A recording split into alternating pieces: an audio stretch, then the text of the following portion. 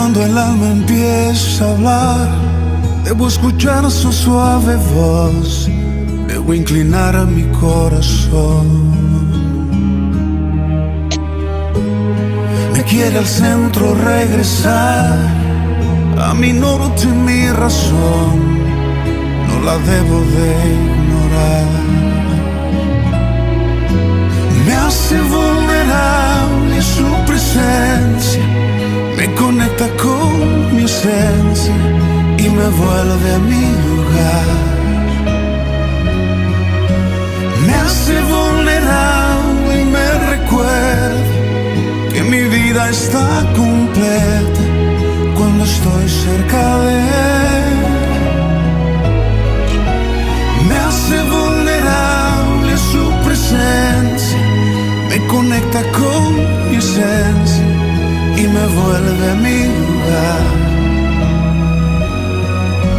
Me hace vulnerable y me recuerda que mi vida está completa cuando estoy cerca de él.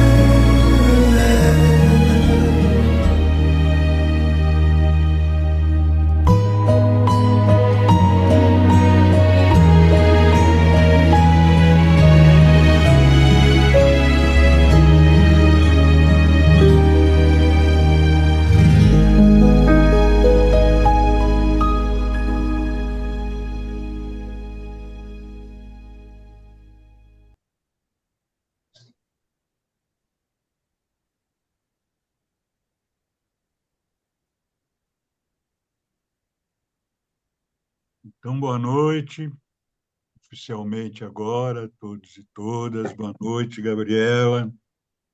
Bem-vinda aqui à nossa cultura orgânica, essa iniciativa do Grupo Trabalho 60+. E que a gente... Boa noite, Silmara. Boa noite, Hélice e Luísa, que ainda não dei. Madalena. Sejam bem-vindos, bem-vindas.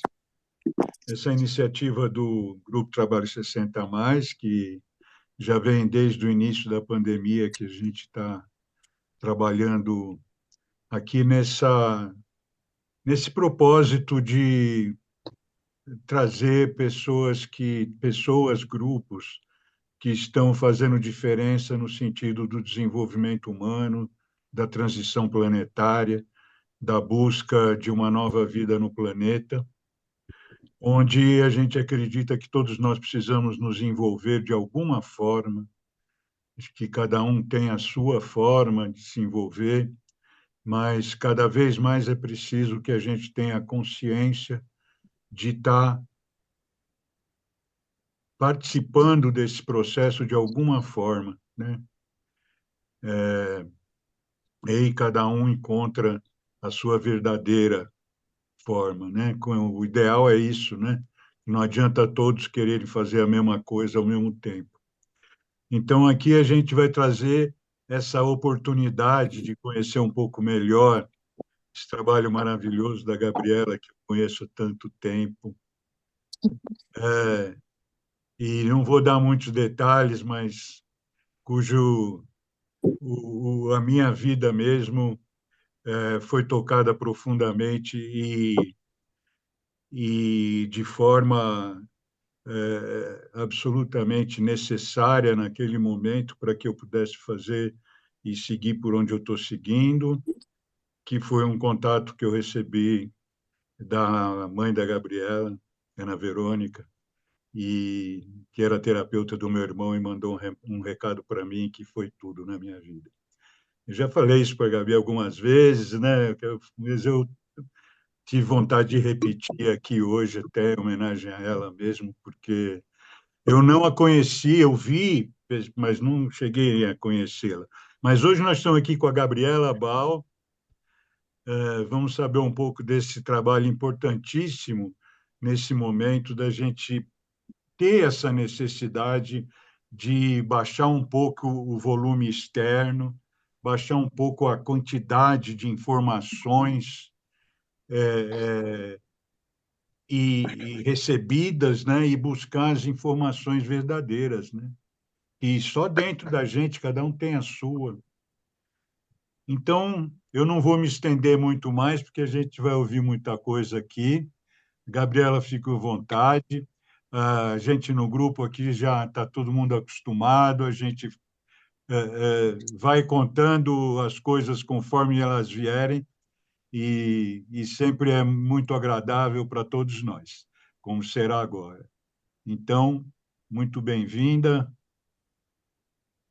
ficamos aqui na escuta. Bom, primeiro, boa noite a todos, a todas. É muito emocionante para mim estar aqui, receber o convite do Sérgio depois de tanto tempo, Sérgio, que a gente não se falava, mas também eu acho que o tempo que a gente não se fala, a gente está falando em outros lugares, em outras dimensões. Eu acho que a gente nunca deixou de se falar. Com certeza. Mas eu quero agradecer, e essa lembrança tua, eu não lembrava, viu, Sérgio, né? Que você foi transformado indiretamente, né? Por um toque que a minha mãe deu no seu irmão, né? E que coisa, Recado que ela mandou, né? ela manda recado assim, Sem me então, conhecer pessoalmente, não, e mudou mas, sua né? vida, que eu sei, né? Então, queria agradecer e dizer que eu me sinto em casa com todos vocês aqui, com quem está próximo de mim e que veio e aceitou o convite, e, e com quem o Sérgio, né, é, traz os ensinamentos dele, que segue, acompanham, né? Vocês se acompanham. Eu acho que se o Sérgio acompanha vocês, vocês acompanham o Sérgio também. Então, tá tudo Sim, em família aqui, eu diria, sim, estamos juntos aqui. E então, falar um pouquinho de mim, da onde eu tô, né? E da onde eu vim e o que eu estou fazendo. É difícil saber até por onde começar. Eu vou começar pelo meu encontro com a eutonia, né? Eu descobri, a eutonia é uma prática de educação somática, terapêutica, quase que indefinível, não dá para definir. Então, eu vou tentar ir trazendo, a partir da minha experiência, primeiro pessoal com a eutonia e depois profissional, alguma coisa que talvez ajude vocês a entenderem o que é viver a eutonia, né? A eutonia, as definições não dizem, ela é primeiro é uma experiência, né? E eu dei um título aqui para esse encontro de experiência interior. Isso eu vou explicar para vocês o que é experiência interior na minha perspectiva, que eu estou trabalhando, né? E então eu vou trazer isso mais para frente. Mas eu quero trazer a experiência da eutonia na minha vida. Assim, primeiro a eutonia chegou totalmente por acaso. Eu não estava esperando, foi uma virada de ciclo, né? Eu na verdade, eu fiz administração pública na GV, eu sou formada em administração pública. Na faculdade, eu entrei na GV porque eu queria trabalhar com ecologia e não sabia muito como. Desde os 15 anos eu participava de reuniões na Associação dos Engenheiros Agrônomos, quando a gente começava a falar de ecologia, e eu tinha 15 anos, eu era mais novinha, e lá estava eu no centro da cidade e participando dessas reuniões.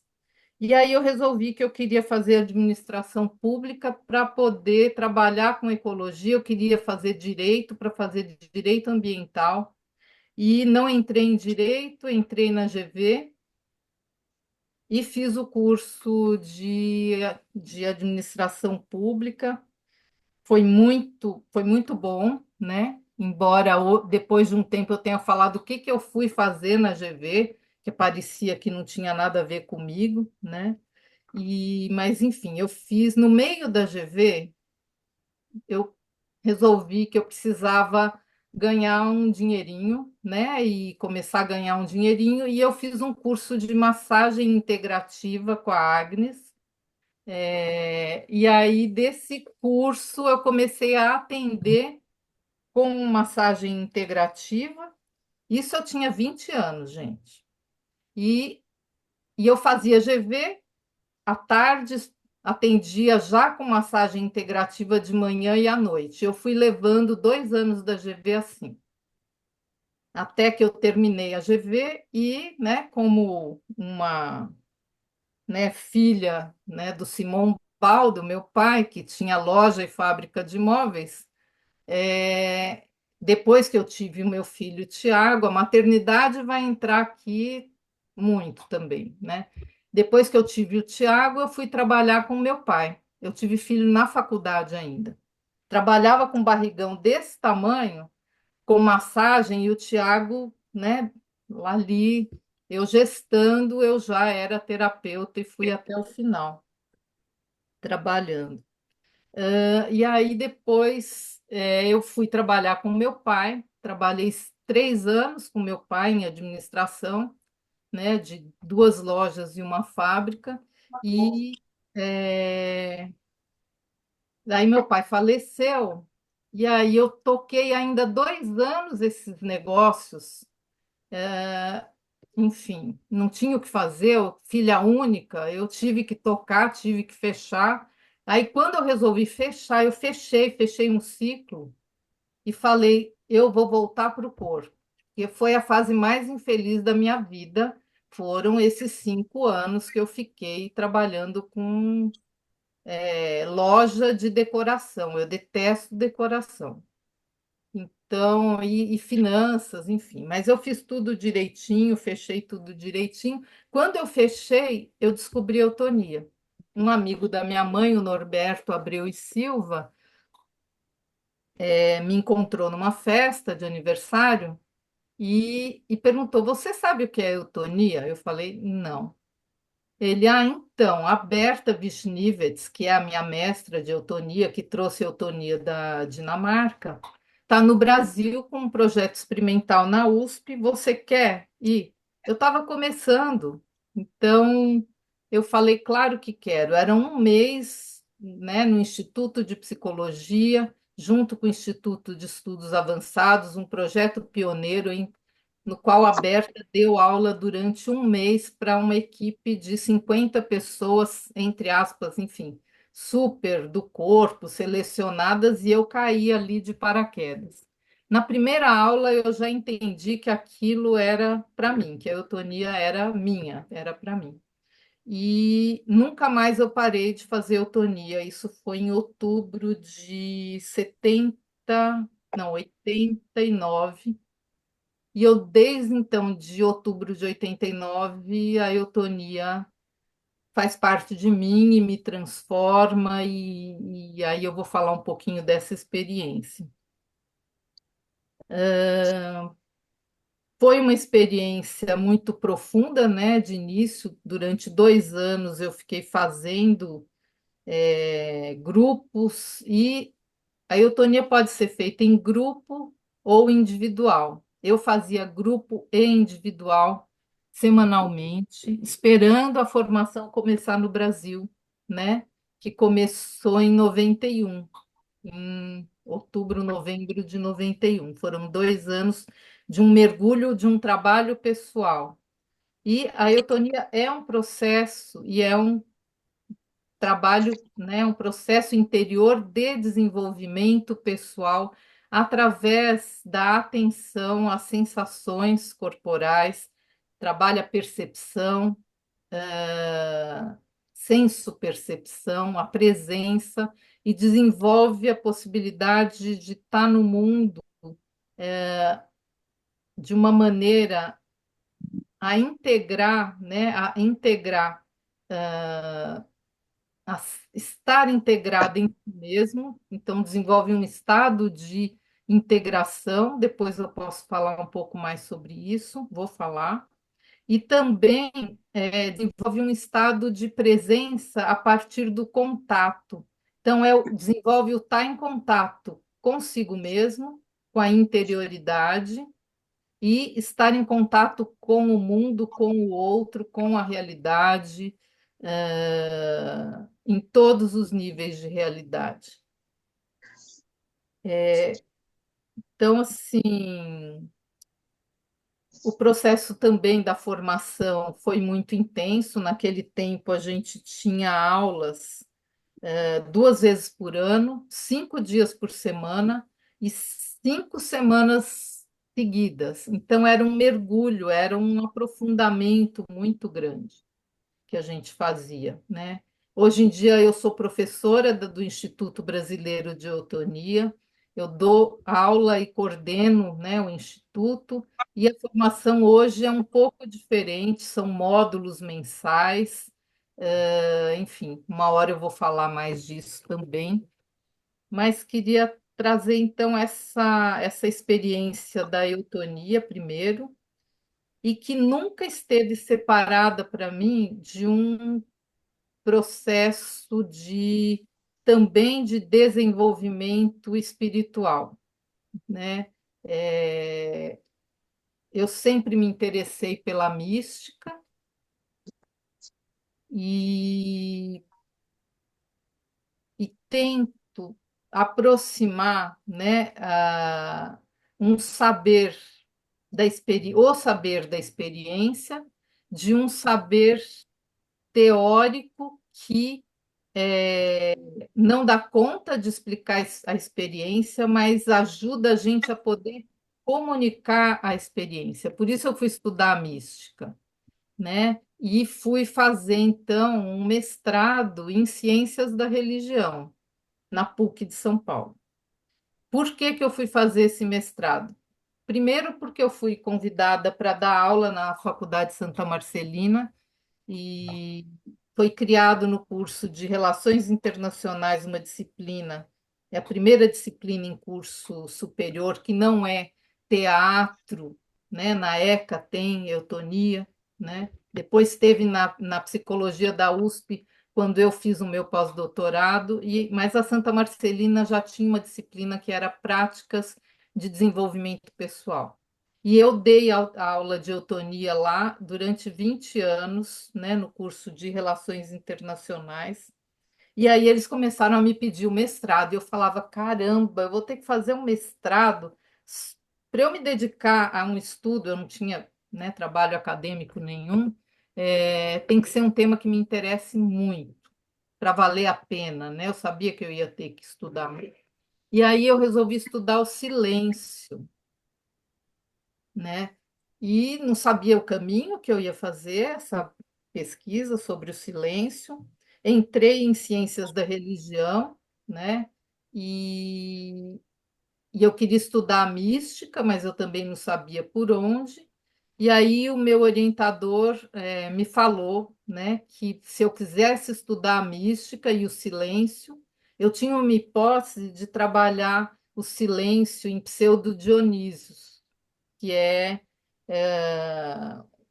um filósofo antigo que tem um tratado, Teologia Mística, e que ele falava do silêncio.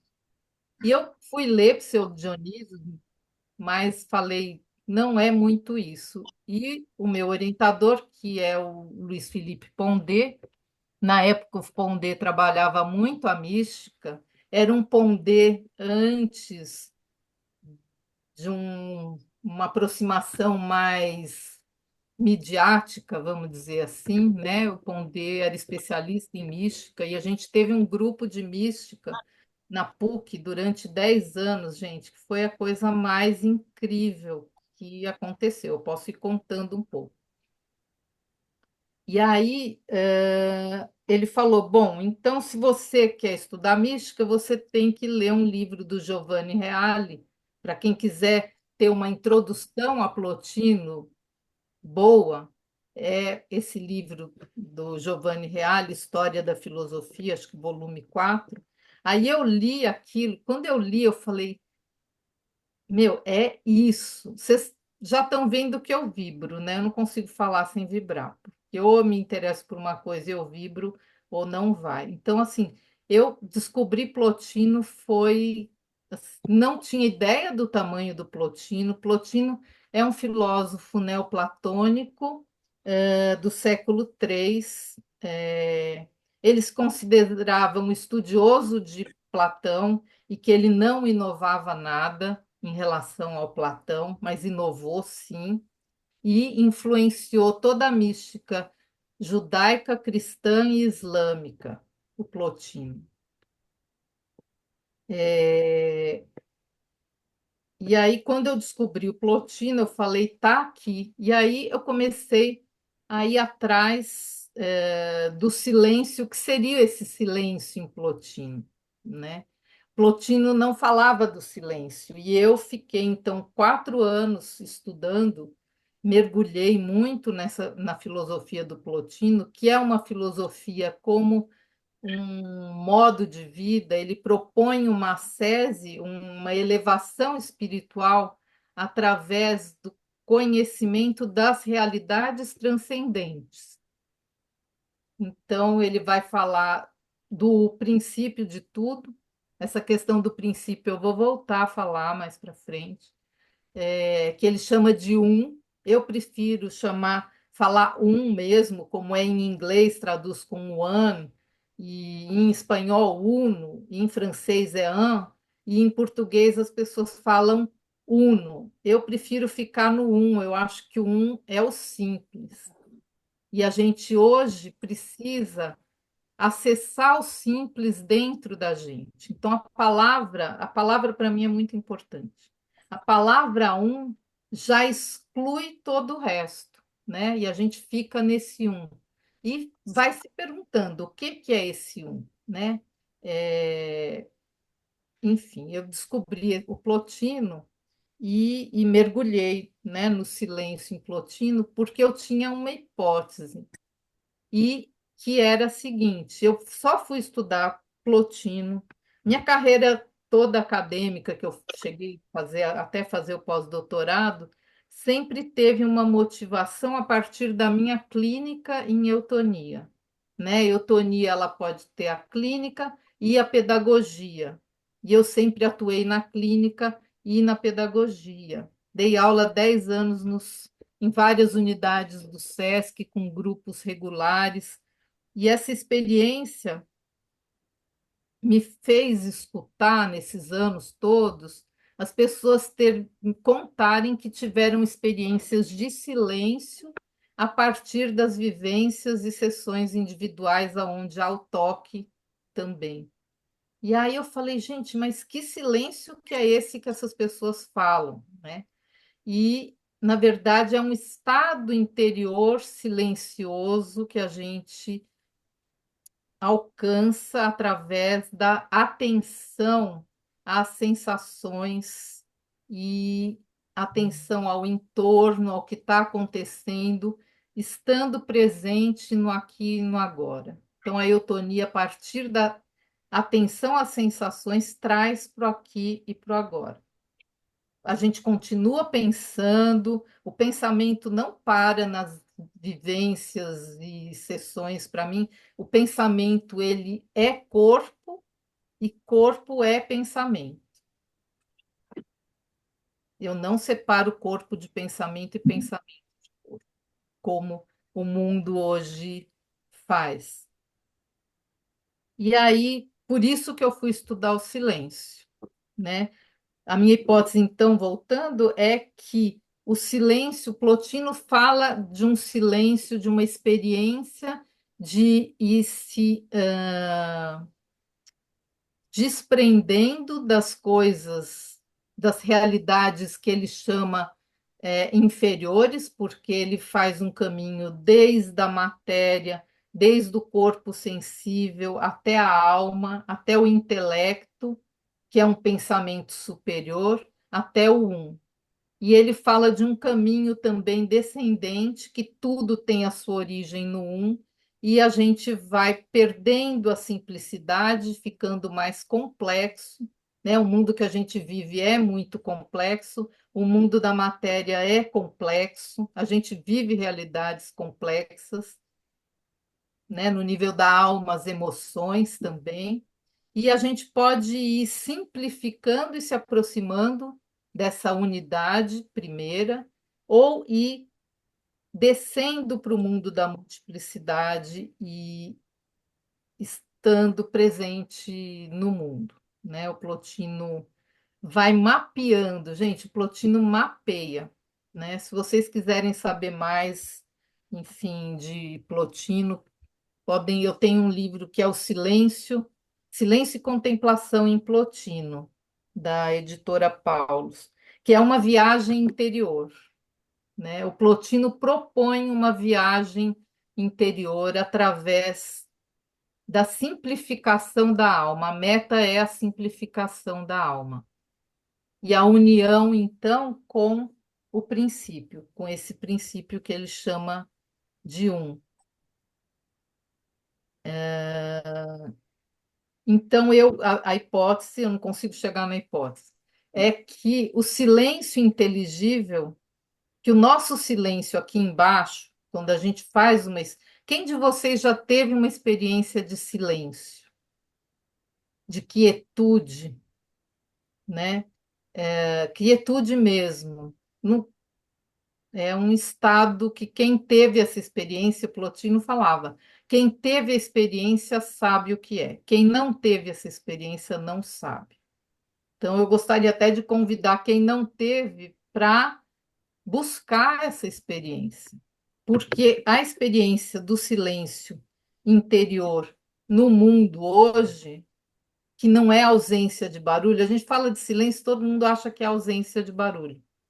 Também vive num mundo muito. Eu estou vivendo num mundo hiperpoluído, que eu tenho construções de todos os lados aqui no meu apartamento. Então, assim, agora eu estou vivendo experiência de barulho e o quanto é importuna. Mas esse silêncio interior é um estado de alma, é um estado de presença. E olha só, estudei 4 anos, li Plotino, li comentadores, li tudo. Qual é a definição que eu encontrei no final? O próprio Plotino falando o que que era silêncio, que eu nem achei, eu não sabia que eu ia encontrar. Silêncio é ausência de alteridade, eu vou falar mais de alteridades, de repente, mais para frente, mas é ser um consigo mesmo, né? E é o estado de presença, que é o estado que a gente busca na meditação, o estado que a eutonia promove, é o estado de presença. Depois que eu cheguei no silêncio e descobri isso, né? Que silêncio, que presença e silêncio são sinônimos. Falei, nossa, eu não esperava. Quando a gente faz pesquisa, a gente não sabe, não tem ideia do que vai encontrar. E eu tive essa grata surpresa de encontrar essa definição. Depois de 3 anos aí estudando, eu finalmente cheguei nisso, né? E então foi a partir dos meus alunos que eu tive a inspiração para estudar e fazer essa pesquisa de mestrado.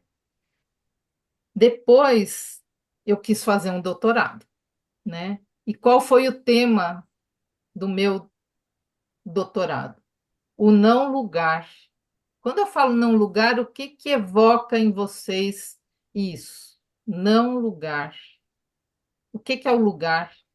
E o que é entrar no não lugar? Eu também aqui vou dizer que o não lugar é sinônimo de presença e de interioridade. Então, encontrar um lugar onde a gente também vive essa simplicidade interior, né? Entrar em contato com a interioridade. E como a gente faz isso, né? Meus alunos de eutonia também falar, termina a sessão de eutonia, terminam aulas de eutonia, é a própria experiência, enfim, que eu fui tendo também. A pessoa termina e fala assim: Nossa, não sei aonde eu fui, por isso que eu fui estudar num lugar. Não sei onde eu fui, não sei onde eu estava, né? A gente entra num outro estado de consciência e um outro estado de presença, estando presente, sem se alienar, com os recursos que a gente tem de atenção, propriocepção, usando objetos na eutonia agora, eu vou falar. Na eutonia, a gente trabalha a partir do chão, né? O chão é base, né? O chão, a terra, estar no chão, estar em contato com o chão, deixar o corpo descansar, sabe? Então, a eutonia leva para o chão, para o contato com o chão traz o contato consigo mesmo, e às vezes faz a gente descobrir também, né? Todo mundo aqui sabe, às vezes vai para o chão e fala: Nossa, tá doendo aqui, tá doendo ali. Porque o chão ele é uma superfície plana, a gente usa colchonete para deitar, tá? Para ficar confortável. Muito molinho não serve também, mas ele é uma superfície plana que vai, através da qual a gente vai conhecendo o próprio corpo e os estados do corpo. Então, toda aula de otonia começa no chão mesmo, às vezes não, pode ser em pé, mas ou sentada, mas começa a partir da base, né? Da base que é de sustentação. Então, se sentir sustentada pelo chão, entregar o peso para o chão, entregar as tensões para o chão, entregar as dores e estar, né? Estar ali. Às vezes as pessoas dormem, ok, mas também despertam. E então a gente usa também as mãos, então o toque e o autotoque nas aulas de grupo. Quem faz sessão individual também é tocado pelo eutonista. É um toque muito especial, é muito. Quem já fez, que está aqui, sabe como que é, mas é um toque que deixa acontecer alguma aquilo que o corpo está pedindo, a gente dá acolhimento para que possa acontecer, abrindo espaço, por exemplo, nas articulações, ajudando a conhecer a estrutura óssea do corpo, né? Eutonia vai trabalhar o conhecimento desde si, desde a pele. Então, o toque é importante, pelas mãos, o autotoque ou pelo chão, muitas vezes esfregar o corpo no chão, espreguiçar, ou usando objetos. A gente usa bambu, a gente usa sementes, a gente usa toalha, usa bexiga, balão.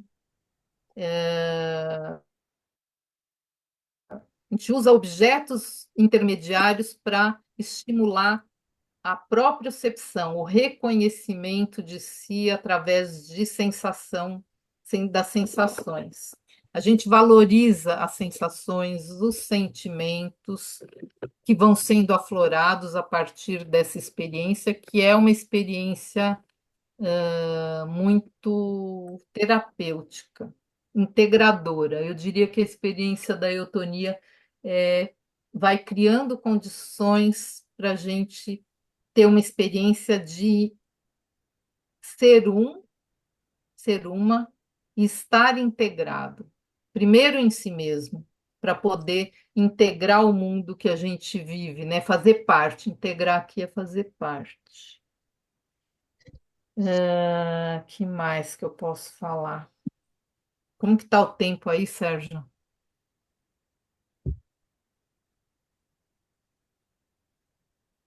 Sérgio, Oi. Sérgio, Ah, tô Estava vendo aqui. fechado aqui. Mais 20 minutos, mas pode passar um pouco também, Tá, tá? tá. Deixa eu ver o que que eu não posso esquecer aqui que eu queria falar. Já falei da minha experiência. Eu queria falar de algumas coisas que, além da eutonia, tem me interessado muito, que anda junto. Eu estava falando do meu conhecimento, de como eu fui fazendo um percurso intelectual junto com o corpo, né? E a gente tem receio de quem está no corpo, quem está no pensamento, e essas fronteiras não se cruzam. E eu queria trazer, então, um pouco para vocês a minha experiência da espiritualidade, né? Espiritualidade encarnada, tá? Que é estar no corpo.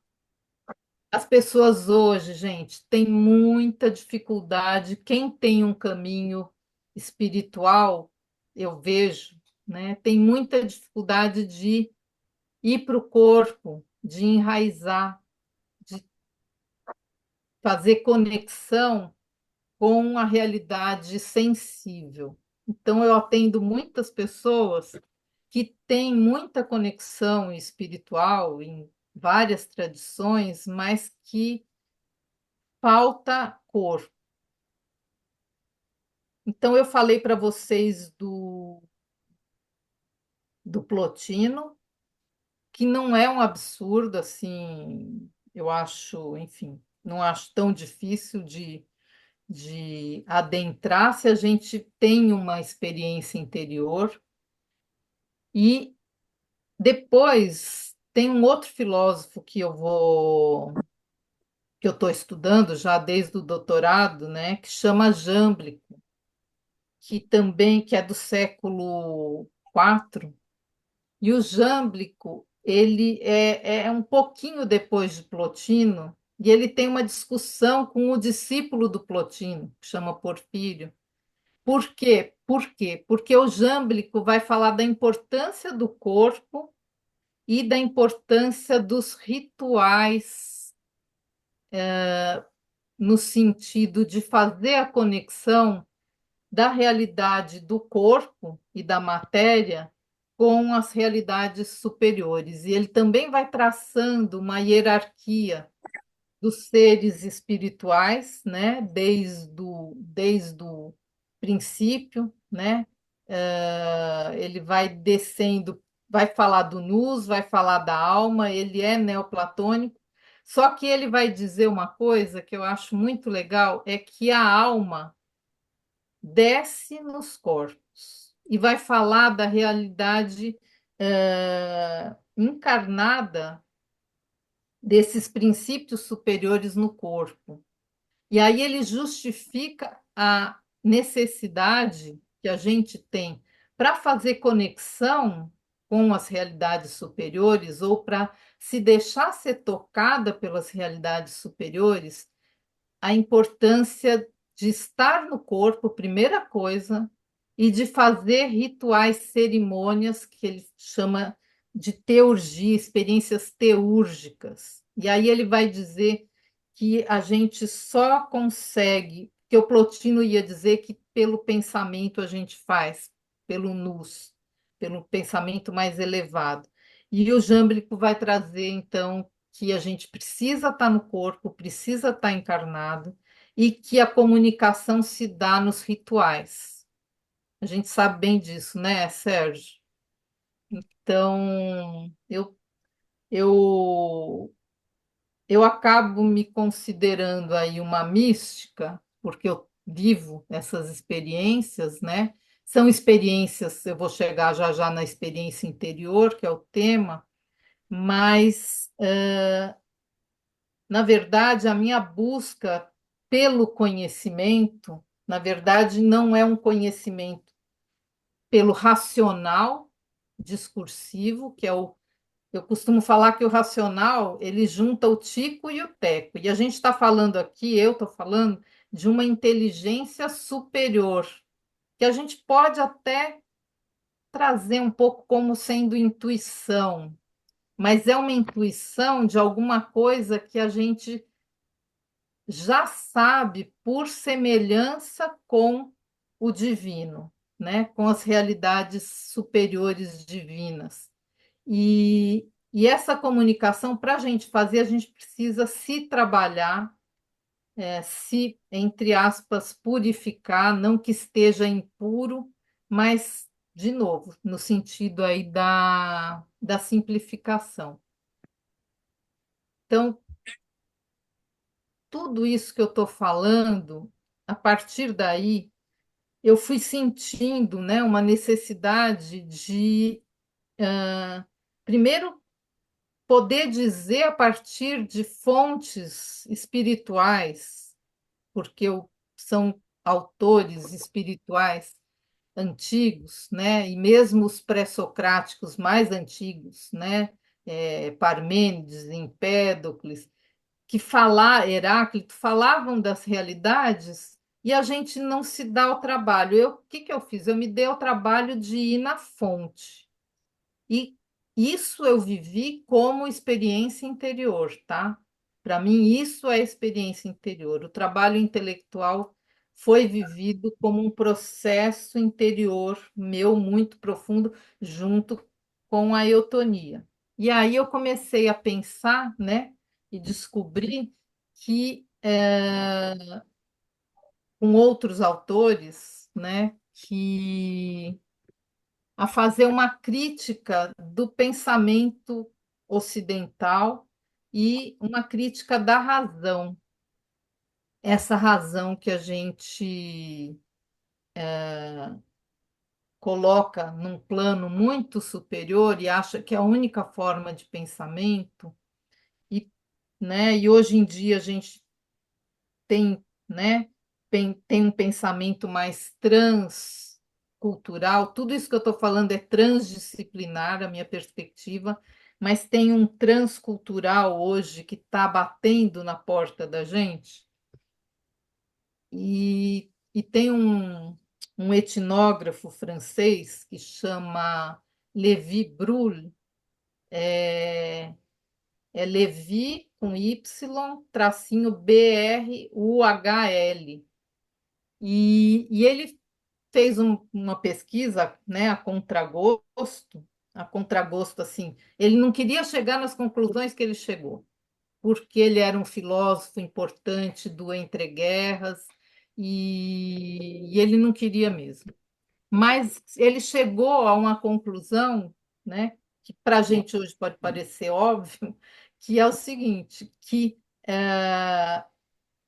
existem outros modos de pensamento, e aí, bem nas palavras dele, ele diz: o pensamento ocidental não passa de um hábito mental.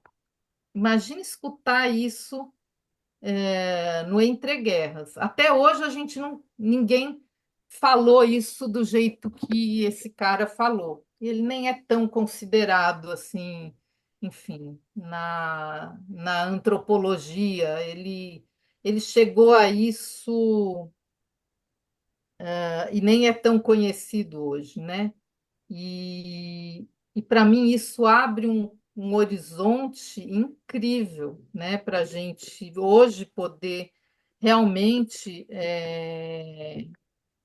dizer, né, que como assim?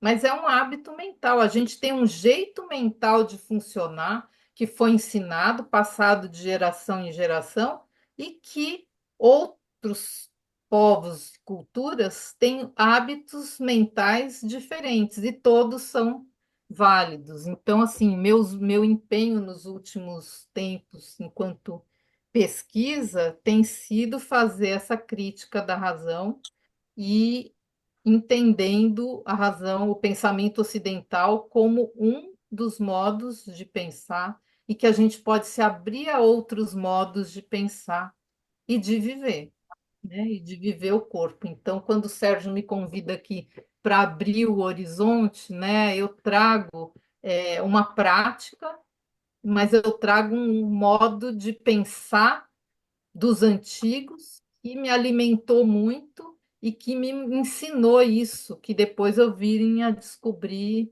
com o Levi-Bru. Bom, pensando agora na minha prática aí profissional, né, na eutonia, eu gosto muito de pensar e trabalhar com os momentos de transição, sabe? É, então, eu trabalhei, sou doula, né? Trabalho com nascimento também há mais de 30 anos. Desde que eu descobri a eutonia, eu trabalho com nascimentos, acompanhando partos, antes dessa moda de ter doula. E, e esse momento é muito importante, né? Para a vida que está chegando, né? Uma boa experiência da gestação e do parto, a melhor possível, porque às vezes não, né, as coisas acontecem, mas assim, ajudar a gestante a entrar em contato consigo mesma, com a interioridade, conhecer literalmente o corpo. Então, o meu trabalho em eutonia, quem me conhece sabe assim que é a pelve, né? A pelve eu chamo de pelve berço da vida, né? E uma boa organização da estrutura da pelve favorece, né, o parto, mas eu não quero entrar nisso, quero continuar com as fases de transição. E aí eu acho que essa fase de transição, né, do que eu tenho 63, e, e que nós aqui, a maioria de quem está aqui, tá? Então, essa transição, que corpo é esse, né? Eu detesto meus amigos, enfim, povo que fala, né? Ah, tô envelhecendo, Não, tipo, eu acho que queria trazer um pouco a minha visão em relação a esses momentos de transição que a gente vive e que corpo é esse que faz uma transição e que a gente precisa conhecer, né? Os corpos hoje estão muito doídos mesmo, eu diria, né? Desorganizados. Então, trabalhar o corpo a partir do autoconhecimento num processo terapêutico, abrindo espaços, organizando a estrutura óssea, constituindo uma pele. A eutonia trabalha muito a consciência da pele enquanto envelope corporal, né? Constituir essa pele que me diferencia do outro, e aí vai criar a possibilidade da alteridade e da convivência minha com as outras pessoas também. Isso é um trabalho a partir da pele. A gente trabalha também na direção do espaço interior e conhecer no corpo, na eutonia, as dimensões, proporções, e o interior mesmo do corpo, até chegar no mais profundo, entre aspas, mas que são os ossos. E a utilização consciente, então, do corpo e dos reflexos posturais, né? A gente trabalha com micromovimentos, com deslizamento de osso pela intenção. Eu falei da intuição, né, lá na filosofia, mas a eutonia trabalha muito a partir da intenção do movimento. E essa intenção, ela já realiza um micromovimento, né, uma possibilidade outra de estar dentro, criando condições de conforto, né? Basicamente de conforto, para para as articulações, enfim, falando de um jeito mais prático aqui agora, né? E eu falo isso por quê? Porque eu vejo as pessoas hoje, né? Então vamos falar de. Eu estou assim, nos 60 a mais, 70 a mais e 80 a mais. Eu tenho atendido pessoas agora que estão nos 80 e se perguntando que 80 com muita sentindo, entre aspas, um declínio, entre aspas, no corpo, mas que será que é um declínio mesmo? Até que ponto a gente não pode aprender a lidar com o diferente em si mesmo,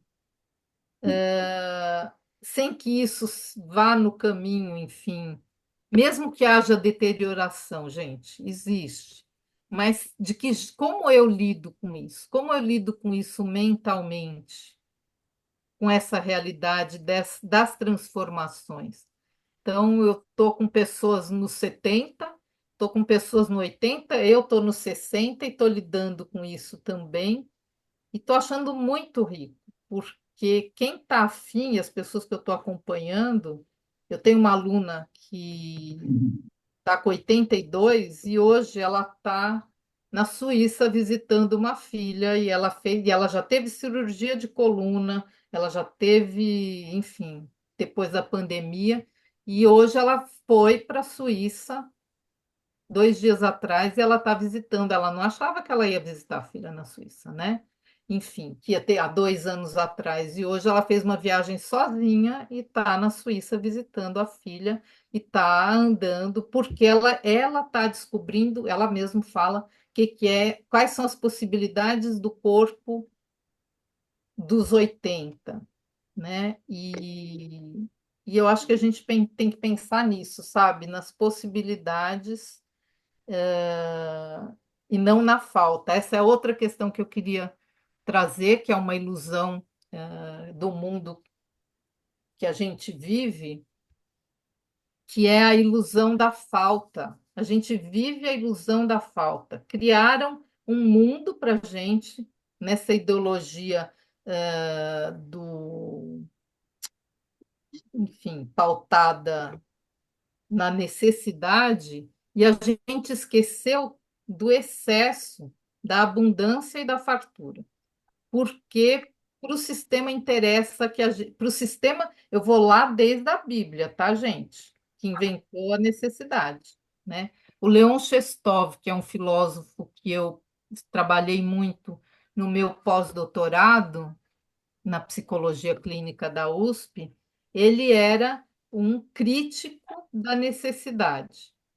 E aí depois eu, a partir do Chestov e de um outro filósofo que ninguém conhece, né, que foi o meu tema do pós-doutorado, que é o Benjamin Fondani, que também faz essa crítica da razão brutal, né? E, e aí, no lugar da necessidade, né, que a gente acredita na falta, a gente acredita na falta, a gente é pautado pela falta. Tem um filósofo que chama Georges Bataille, que eu não sei se vocês conhecem, que ele vai trabalhar com a noção de excesso, né? E para isso ele vai fazendo uma pesquisa e vai trazendo a ideia dos índios americanos, né, e mexicanos, enfim, norte-americanos, vai, da América do Norte, eu estou querendo dizer agora. E que a ideia da troca e do potlatch, que é do excesso. Marcel Mauss trabalhou muito isso, influenciou o Bataille. Só que o Bataille vai, gente, ele vai muito além. Então, o Bataille vai trabalhar com a noção de excesso. Ele tem um livro que chama Noção de Despesa. Então, o Bataille vai trabalhar essa noção do excesso na economia. E a gente precisa inverter o nosso modo de pensar, que eu já falei que aqui que é um hábito mental que a gente tem, para a gente poder descobrir o excesso. Eu estou nessa pesquisa. Quem quiser entrar comigo nessa, vamos embora, né? E aí ele traz a noção do erotismo, né? E para o Bataille, o erotismo traz a noção do excesso, né? Mas o erotismo e a mística andam juntos. Então, eu comecei aqui falando da mística, eu fui, né, trazendo Plotino, Jâmblico, mais ainda, com a teurgia, e aí, quando esse filósofo, né, do Entreguerras, ele morreu em 62, né? Quando ele traz a noção do excesso ligada ao erotismo e ligada a, também aos rituais, né? Rituais, enfim, seja de que tipo for, né? Ele teve uma comunidade mística, o Bataille, né? Na França, até o início da Segunda Guerra. E trabalhou muito a noção do sagrado. Então, assim, o resgate do sagrado é o mais importante hoje em dia, eu acho, né? O que está faltando para a gente é esse sagrado e, a gente precisa parar de contar mentirinhas. Essa da falta é a primeira delas que a gente precisa mudar. Mas tudo isso eu gosto de trazer tudo isso, trazendo gente que pensou isso também, sabe? De um jeito sério. Não estou dizendo que, né, quem não é sério, mas a gente precisa ir para as raízes e ir para a origem. Então, a minha busca tem sido, né, o meu site, que está bem desatualizado, se vocês forem olhar, mas ele chama Cuidado Originário, né? Essa busca da origem, esse resgate da origem, resgate do originário, daquilo que é originário, daquilo que é primeiro, que é primário, que é o simples, é uma busca infinita, mas eu queria aqui hoje, acho que eu consegui trazer assim, falei demais, vocês devem estar zonzos, mas tudo bem, porque todos esses autores que eu estudo não escrevem de um jeito, nem eu, de um jeito racional e organizado, mas assim, é nessa confusão do pensamento que a gente pode começar a pensar por si mesmo. Então, eu tenho grupos de estudo, né? Eu tenho um grupo de estudo, já estou terminando, Sérgio. Eu tenho um grupo de estudo do Bataille, que a gente está lendo A Experiência Interior, é um livro. O meu título aqui é o título de um livro do Bataille, né? Tem um grupo de estudos que vai começar, que estudou meu livro do Plotino. A gente levou 1 ano e meio lendo o meu livro do Plotino. Vocês imaginam o que é 1 ano e meio para ler o meu livro? Foi uma loucura, porque eu nunca imaginei que eu ia ler o meu livro como um grupo de estudo, mas, enfim, aconteceu. E agora a gente vai para o Jâmblico, que foi publicado em português, tá? É um livro sobre os mistérios, né? Da editora Polar. A gente vai começar isso em agosto. E tem um grupo do Anzier, que é um filósofo francês, psicanalista francês, que a gente trabalha do eu pele ao eu pensante, a relação entre corpo e pensamento a partir de uma leitura psicanalítica, que eu acho muito potente também, né? Então, o meu convite, gente, aqui, se deu nó, deixa dar nó. Agora a gente vai conversar, mas deixa, não tenha medo de ter nó na cabeça. E não tenha medo de fazer experiências de corpo que você vai ter que dizer, não sei aonde estou, e vai ter que falar assim, putz, nossa, parei com o meu blá blá blá mensal, mental, parei com meu blá blá blá corporal, parei de falar em minhas dores, tudo dói, porque vai parar de doer. Aí, agora que parar de doer, vai reclamar do quê, gente? Vai parar de doer. Então, é isso, gente. É uma convite. Vamos seguir conversando aí, que tá bom aqui.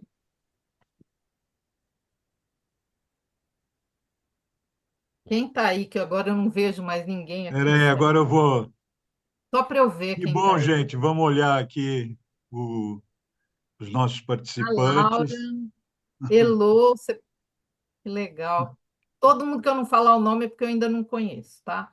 Aí, Filó, vendo. Mel, Neuza. Neuza está de olho operado, por isso que está assim, né, Neuza? O Fernando, Antônio, Fernando, Antônio, né, Fernando?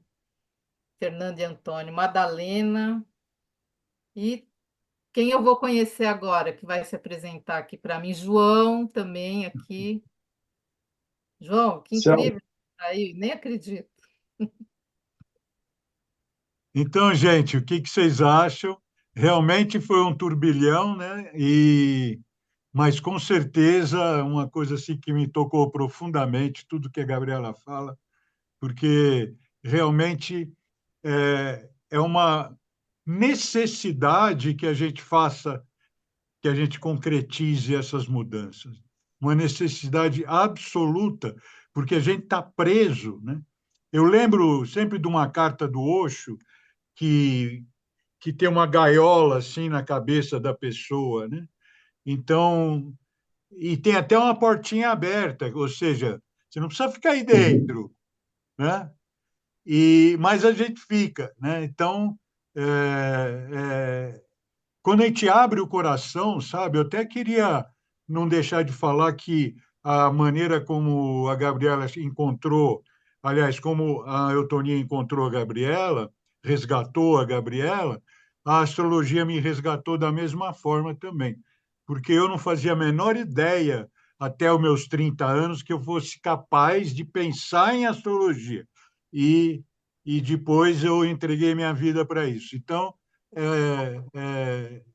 são essas coisas que a gente também precisa estar preparado, esperto, para nos permitir, né, ir atrás desse sonho, dessa busca, todos esses meandros que a Gabriela falou aí, tantas coisas, né? E, eu fiquei assim muito encantado, um pouco das coisas eu conheço, mas fiquei muito encontrei também, conheci a Gabriela nesses meios e enfim, fui aluno da Agnes também e e assim por diante.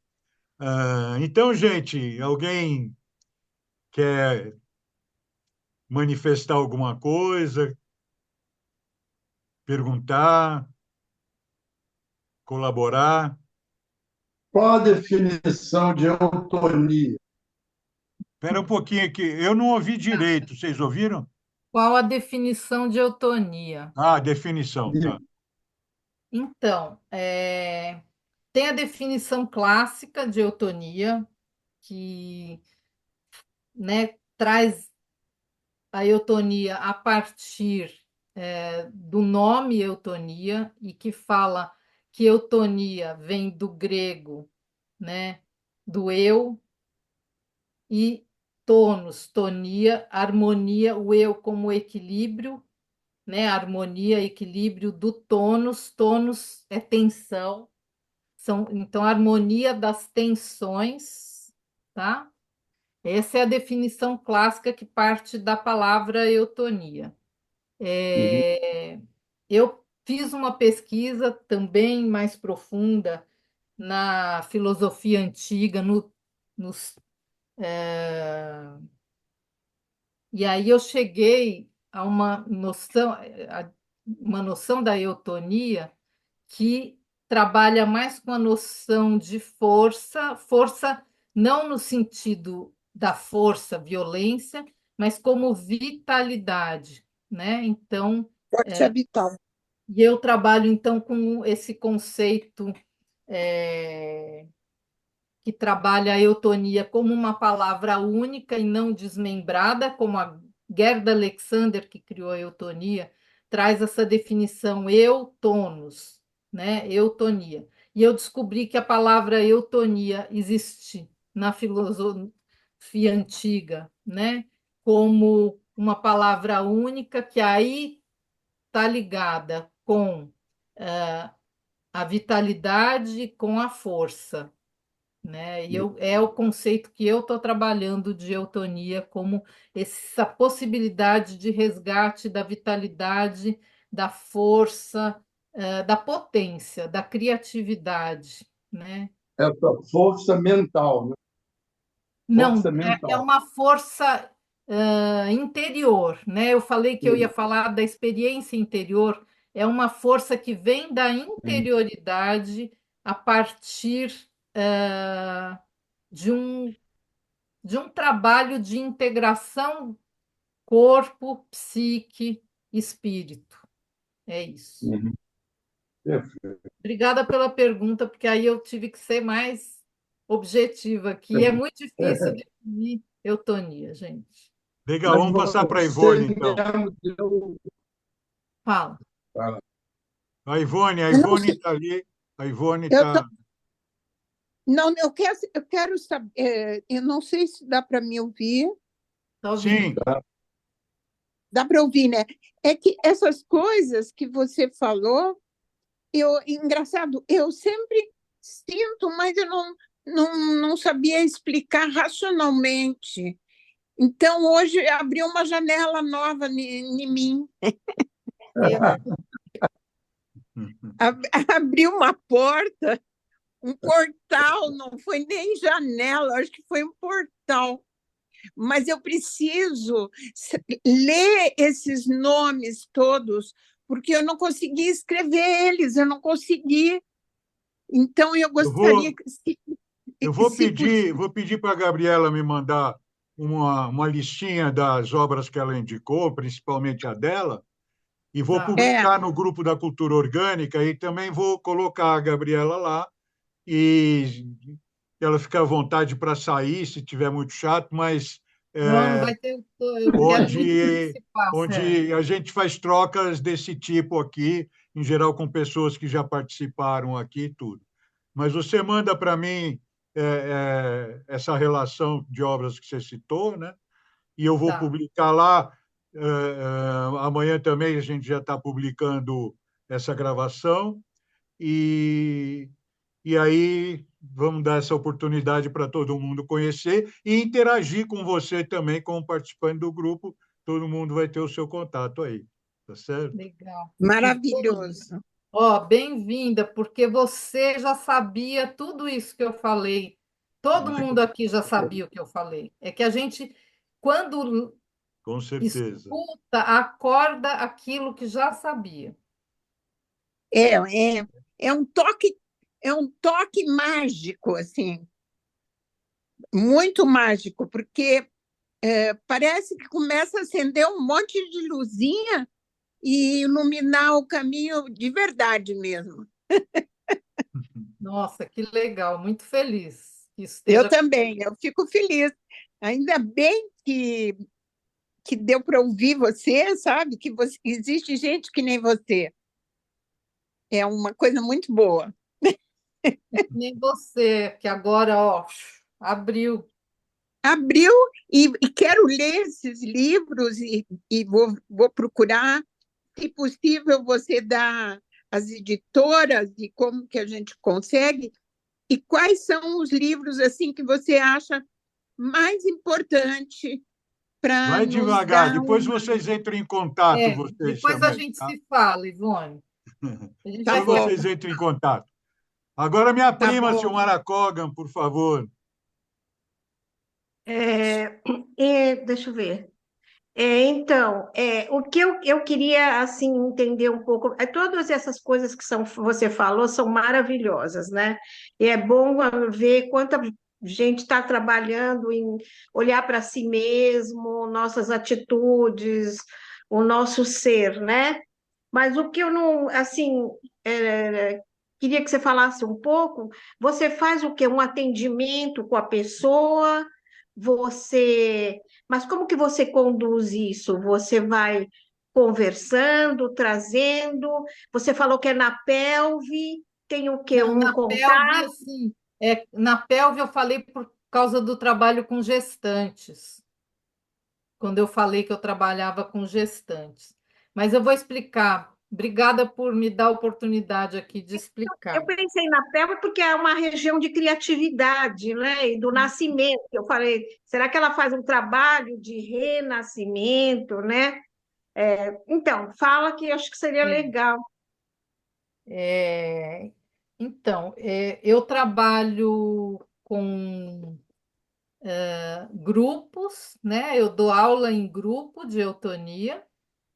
A eutonia pode ser feita em grupo, e aí a gente orienta verbalmente, dando caminhos para a atenção do corpo. Então, a gente começa uma aula por uma coisa que a gente chama de inventário, quando a pessoa se observa como está, como chegou na aula, né?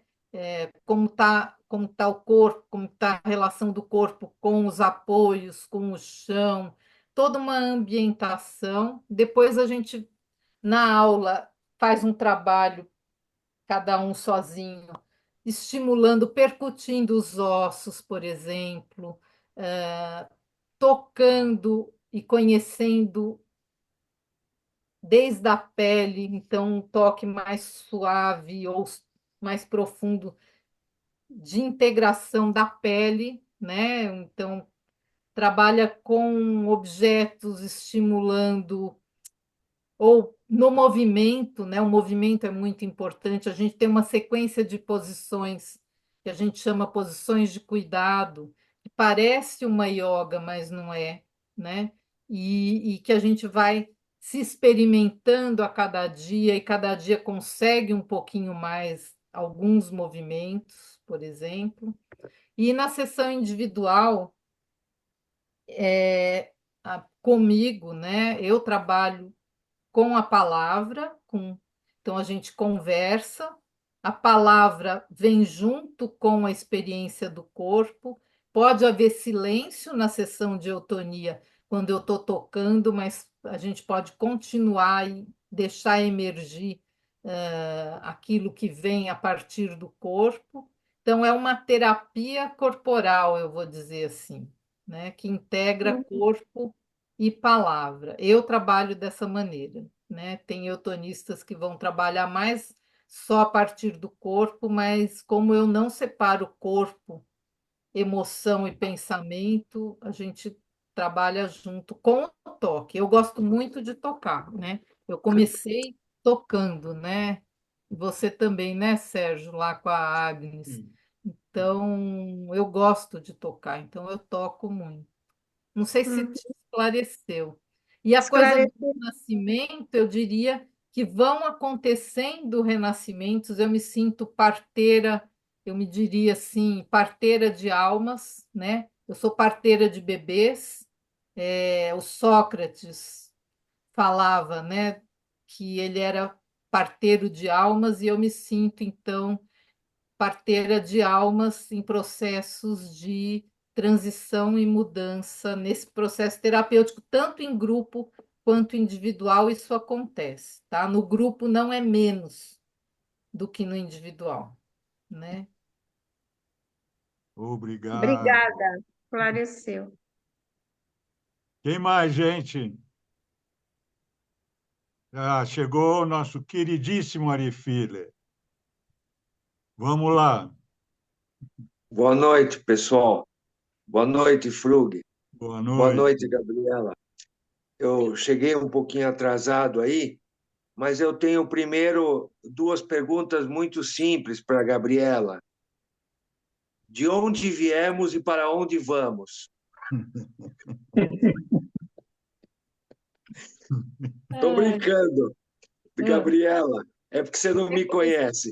É que no nosso grupo Trabalho 60 Mais, o bom humor é básico e na nossa faixa de idade a gente estimula muito o bom humor que facilita tudo, né? Eu sei que você não tem essas respostas. Eu acho que você não tem essas respostas ainda. de onde viemos e para onde vamos. Ou você tem essa resposta? Se tiver, me fala. Mas o que eu queria falar agora, falando um pouco mais assim, tem muita coisa que você falou aí que tem a ver com o que a gente faz, os aquietamentos. A gente começa nossas reuniões do Trabalho 60, toda segunda-feira de manhã, com aquietamentos que tem muito a ver com o que você falou, aquietamentos do aqui e do agora. A gente faz em grupo, né? 5, 10 minutos. O Benê é um que faz, o Frug, a Silmara, tem outras pessoas que fazem esse aquietamento para colocar o grupo na reunião no aqui e agora. Me lembrou muito o que você falou. Isso é a primeira coisa. Segunda coisa, eu me lembrei recentemente, eu tive na Pinacoteca com a minha esposa e a gente viu uma exposição que me lembrou algo que você falou dos anos 60, 70, sensações, corpo, objetos, materiais, terra. Você, por acaso, conheceu uma artista conhecida, chamada Lygia Clark? Sim. Uhum. Porque a Lygia Clark, se você olhasse a exposição dela na Pinacoteca, tem muito a ver com o que você falou, com umas experiências que ela fazia na década, não me lembro se era 60 ou 70, naquela época, né, em grupo, com uma turma, e tem essa coisa, né, meio corpo, meio mística, me lembrou muito, porque ela era uma exposição, né, de fotos e de experiências que ela fazia numa fase da... Você chegou a conhecer a Lygia Clark? Não, você só ouviu falar. Não, eu não conheci, não. Mas, olha, ela Tem a fez ver. experiência, Quem faz fez experiência, eutonia sabe que tem a ver. tem a ver, o que você falou tem a ver. Eu na hora me lembrei disso, né? É que eu gosto de fazer conexões meia, assim, um pouco caóticas. Eu, isso é outra coisa que a gente fala Caiu o bem. som foi embora. Que As foi? conexões caóticas, Ari, são as melhores. Uhum. Exato. Gosto delas e eu dos nós, né? Nós de nós e nós e fluxos. É uma coisa que eu falo aí no grupo há muito tempo sobre os nós e os fluxos. E você falou isso com outras palavras, né? E você foi conectando coisas diferentes, épocas, pessoas, eu adoro isso. Mas realmente demora um tempo para a gente processar, né? Quando você... Eu adoro escutar pessoas que não são lineares, que nem você, né? E eu sempre gostei de pessoas não lineares. E eu conheci várias que eu admirava. Mas demora um pouco para a gente processar isso. Isso tem a ver com o que você falou do ocidental. A gente é muito cartesiano, muito ocidental, a gente gosta, né? Opa, entrou uma mensagem aqui que eu não estou... Bom, enfim, aí você falou do pensamento oriental. Eu queria que você falasse um pouco mais de duas coisas. Você falou do ocidental, mas não falou muito do oriental. Quer dizer, você falou indiretamente do oriental, mas até onde você se conecta a eutonia com as meditações, sei lá, as práticas budistas, essa coisa toda, a moda agora do mindfulness, porque é moda, né? É uma grande moda, mas tem sua função, acredito, né? Para os executivos que estão em burnout aí, né? Por aí. Então, eu queria que você falasse um pouco sobre isso também, e só me colocar que eu nunca consegui entrar em silêncio. Nós temos uma amiga, a Lilian Shibata, que pertence ao grupo da Teoria Integral, e ela faz uma vipassana, alguma coisa assim, uma meditação de ficar dias sem falar, isolada, e depois sem comer. Eu nunca tive uma experiência dessa. Gostaria de saber se você teve esse tipo de experiência de ficar dias isolada e sem falar com ninguém e sem comer. porque parece que tem algo a ver também. Fala aí. É, então, a primeira coisa, assim, em relação ao Ocidente e Oriente, a minha busca sempre foi, a minha, é uma busca mesmo, vai. É, eu sempre acreditei que existe uma sabedoria. Eu esqueci de falar de uma pessoa que você vai me dar a chance de dizer. Eu sempre acreditei e soube que no Ocidente existiu e existe uma sabedoria que foi aniquilada, que foi podada e que foi esquecida. A Gerda Alexander, né, escreveu apenas um livro, a criadora da eutonia, e aí ela escreve. Então, a gente tem pouco referencial material bibliográfico, né, sobre eutonia, e muito por se fazer ainda, e ela falava que a eutonia é um trabalho ocidental para ocidentais. Não que ela fosse contra o Oriente, mas é, existem formas, as nossas formas ocidentais de pensar, que, é, que não são negativas e que as tradições culturais ocidentais é que foram dizimadas também, né? Uhum. Não só os povos originários foram dizimados. A cultura ocidental também foi dizimada, a essencial, né? O pensamento grego foi deturpado, porque se a gente vai pegar os pré-socráticos, tem toda essa questão mais do originário e dos rituais e das experiências que foram esquecidas. Por exemplo, a experiência que a gente chama, que eu já estudei, até por conta da eutonia, que chama animação de estátua, por exemplo, incubação de sonhos. Aí a gente pode pensar no Jung como também, né, como uma pessoa que foi buscar também as tradições ocidentais, eu diria, né, os fundamentos ocidentais. Então, eu, de fato, não tenho experiência com. Eu já fiz meditação, na verdade, eu participei de grupo de Gurdjieff lá no meu começo também, então eu tenho vivências mais ligadas até à tradição sufi, mas eu não tenho experiências orientais, e eu acho que as minhas experiências se equivalem às experiências do Oriente, né?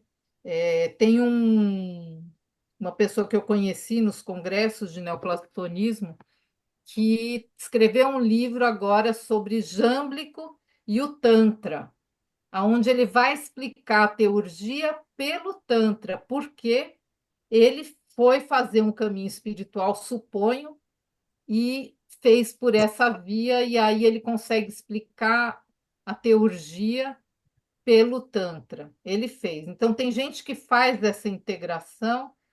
Eu não senti necessidade, sinceramente, eu não senti necessidade de fazer. Eu senti necessidade de resgatar o que tem no Ocidente, que foi. Nunca usei essa palavra dizimado, mas estou usando aqui. Então, realmente, muita coisa foi perdida, e aí tem um autor que chama Peter Kingsley, que propõe justamente é um estudioso de filosofia antiga, que fora da caixinha, e ele faz esse resgate. Então, quem quiser ler Peter Kingsley, ele escreveu um livro que chama Catafalque, é o penúltimo dele, sobre o Jung, e ele faz um resgate do Jung assim incrível, vale a pena para quem quiser, enfim, entrar em contato também. Mas eu não sinto essa falta, não, Ari. Eu estou feliz com o que eu, resgatei no Ocidente, sabe? Só para te falar uma coisa, o pessoal tem essa coisa da mística, é Índia, né? Índia e outros ali, né?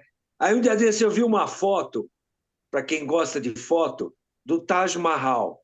Aí você vai dizer, Ari, qual é a graça? O Taj Mahal, lindo, aquela entrada, aquela simetria, aquela beleza. Nada disso. Era ao lado do Taj Mahal, tem um rio altamente poluído. Então o cara tirou a foto do rio, parecia o rio Tietê piorado, muito piorado, Todo cheio mundo de lá dentro. lixo, cheio de lixo, e ao fundo a gente via o Taj Mahal. Então é engraçado porque isso tem essa coisa da Índia, né? Para mim é meio simbólico. Eles têm esse lado, né? Assim, super, né? E tem e tem o rio lá que parece um lixão, assim, né? Uma coisa doida, né? Eu me lembrei disso, porque existe a mística desde a época dos Beatles, lembra quando eles foram para lá? E aí voltaram, e até hoje tem os gurus, né? Tem os gurus, tem guru para todo gosto, né? Eu nunca fui muito chegada a guru, confesso para você. Eu sempre tenho um pezinho atrás com gurus, mas existe até hoje uma sucessão de gurus. Deve ter os originais Cangurus de e fábrica, cangurus. tem os originais de fábrica e tem os gurus made in Paraguai, eu brinco, né? Então, eu acredito que tenha gente boa, mas aí nessa história se mistura com gente que se aproveita dessa necessidade de mística que nós temos. Nós É uma, temos uma você necessidade. falou bem, existe uma necessidade humana de mística que é abraçar o sagrado. Então, é urgente a gente fazer um resgate do sagrado. Do que é sagrado para cada um de nós, né? E, e sagrado com S maiúsculo. É isso que está faltando. Essa reconexão com o sagrado. Mas olha, Gabriela, eu vejo isso em todos os lados. Participo de vários grupos, né? Você também, acho que todo mundo aqui participa, né? E você vê essas tentativas de vários lados.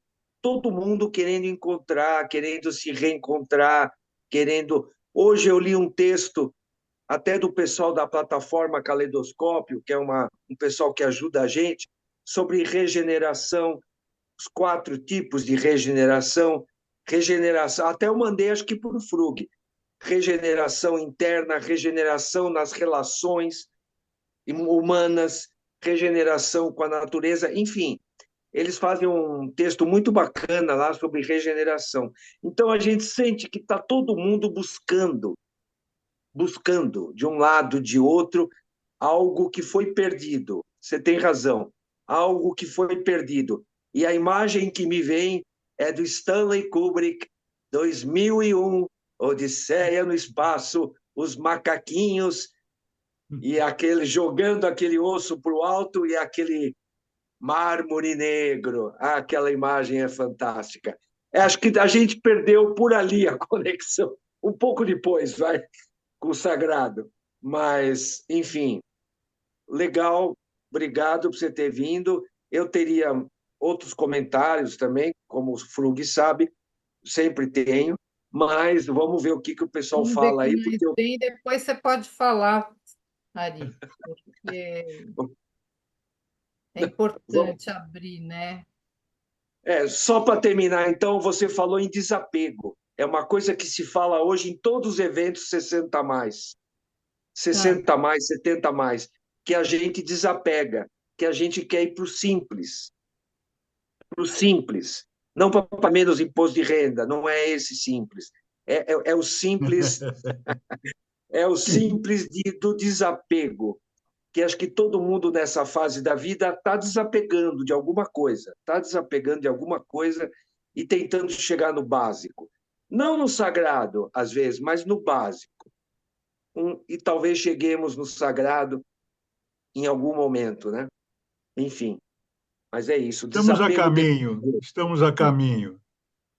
desafio. Até o fato hein? da gente estar conversando disso já mostra que nós É estamos só a não caminho. atrapalhar, entendeu? A questão é que a gente atrapalha. A gente vai botando filtros, a gente atrapalha. Se a gente É, parar de atrapalhar, já está bom é demais. exatamente isso, exatamente isso. Só muito ajuda quem não atrapalha, né? Então, É, exato, é isso, Sérgio. Isso. alguém mais, gente? Alguma pergunta, alguma declaração, Ô, algum Mel, comentário? que Hein? você escreveu aí no chat? Espera aí, quem está Eu falando? escrevi sugerindo que todos vocês deviam fazer uma aula juntos, uma aula de eutonia Ah, em grupo com a Gabriela, não sei se por aqui, para poder experienciar pelo corpo todo o conteúdo da aula. que bom.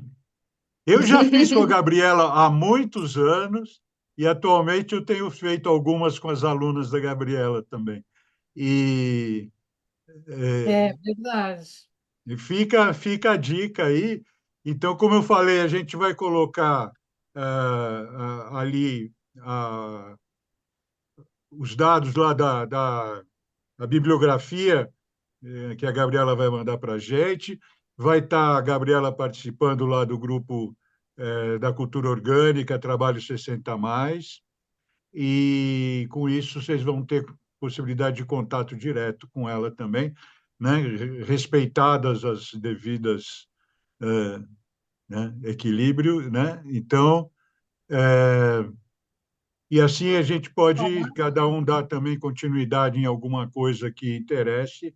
Mas é muito interessante sempre trazer, quem sabe, para o grupo maior, o Trabalho Senta Mais, fazer alguma experiência prática, alguma coisa assim. Eu deixo a Gabriela também à vontade para sugerir alguma coisa, se for o caso, Tá. e aí a gente pode levar para o grupo grande, né, que Ari é o grande mentor. Ele não é o criador, mas é o grande mentor, né?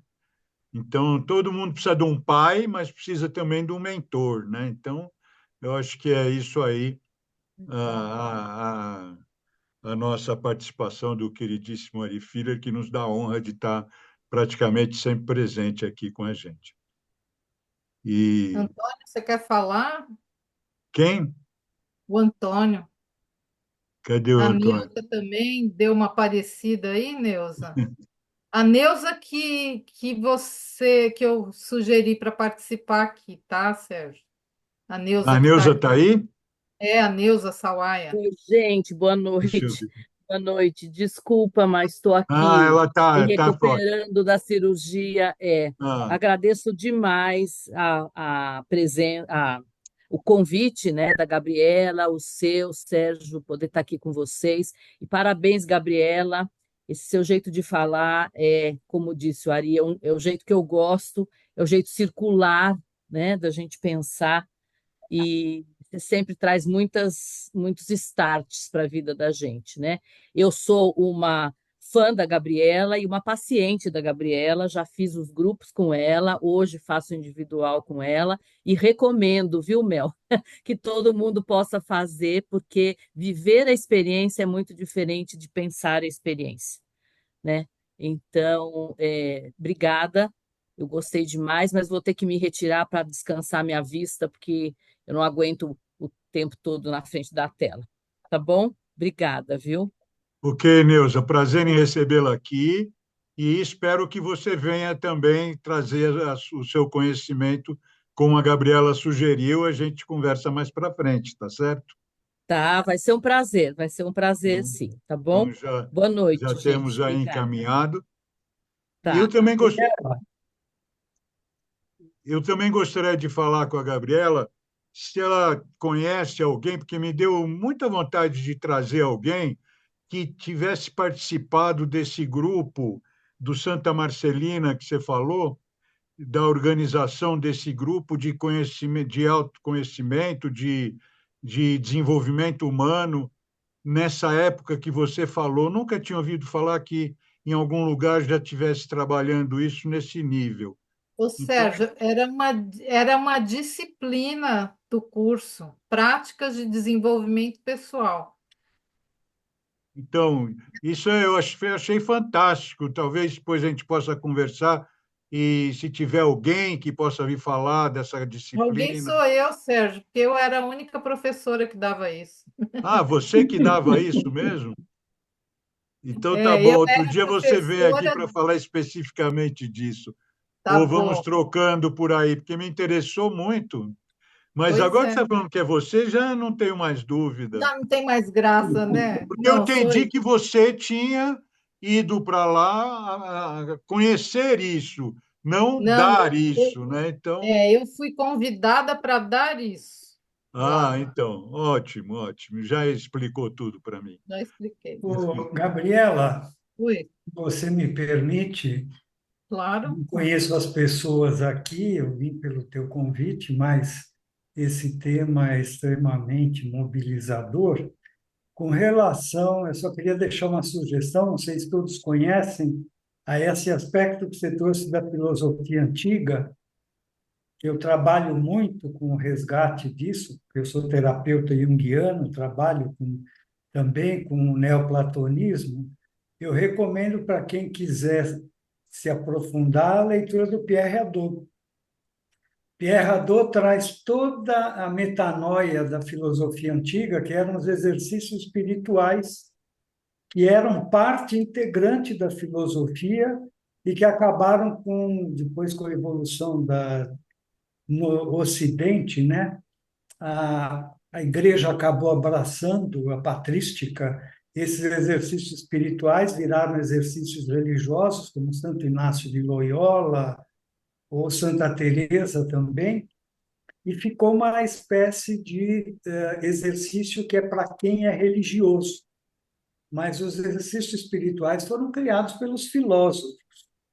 E vale a pena olhar, porque eles têm o mesmo peso e importância de qualquer prática oriental, de meditação vipassana ou meditação shamatha ou shunya, sem dever em nada para essas práticas. É que a gente acabou vendo a filosofia como algo só da atividade do pensamento, muito pela influência iluminista, né? Que acabou transformando a filosofia, aproximando ela muito mais da ciência Exatamente. do que do terreno original dela, que é o que a gente chamava de metanoia na antiguidade. O Pierre Hadot é muito rico. Se vocês não conhecem, vale a pena vocês lerem, porque mudou completamente a minha visão sobre o que era a filosofia antiga. Bacana. Ai, Desculpa a É intervenção, gente. A exatamente gente isso veio aqui mesmo, né? Essa influência atrasado. do iluminismo. E é isso Isso. que também a gente está fazendo aqui, né? Está procurando, de alguma forma, transcender tudo isso e fazer o contato direto. Gente, já Mas está na nós hora temos da gente gente terminar, recente que né? está. Se tem alguém que ainda tem alguma coisa fundamental para colocar, a gente ouve, senão a gente pode terminar Encerrar. esse encontro. E agradecendo vocês, né, pela presença sempre, e deixando a Gabriela também dar o toque final dela, por favor. Bom, eu quero agradecer vocês, né, pela escuta e pelo interesse, pela disposição que vocês têm, né? E quem eu conheço e está aqui querendo me escutar, nunca me escutou falando desse jeito, eu tenho certeza, né? As pessoas que me conhecem, eu acabo não falando de filosofia ou meu desenvolvimento, enfim, na eutonia, e quem está chegando para mim, né? Eu quero agradecer a abertura que vocês têm para escutar o novo, sabe? Isso é raro. Então, uma segunda noite, vocês estarem aqui, ou mesmo quem for ouvir a gravação, né? Mas a abertura para escutar o novo, escutar o desconhecido, é rara. Então, eu queria dar parabéns para vocês que se abrem para escutar o novo, o Parabéns desconhecido. mesmo. Obrigado, gente. Boa noite. Boa noite. Daqui 15 tem mais, daqui uma semana tem astrologia, estamos juntos e vamos em frente. Muito obrigado, Gabi. Vamos nos reaproximando aí cada vez mais, porque, como você falou, a gente está longe, mas está perto e tem coisas que são indeléveis. Também Beijo. quero, viu, César, aproximar. Está na hora de aproximar de novo aí, né? É isso aí. Obrigada. Tchau. Boa noite. Boa noite. Tchau, tchau.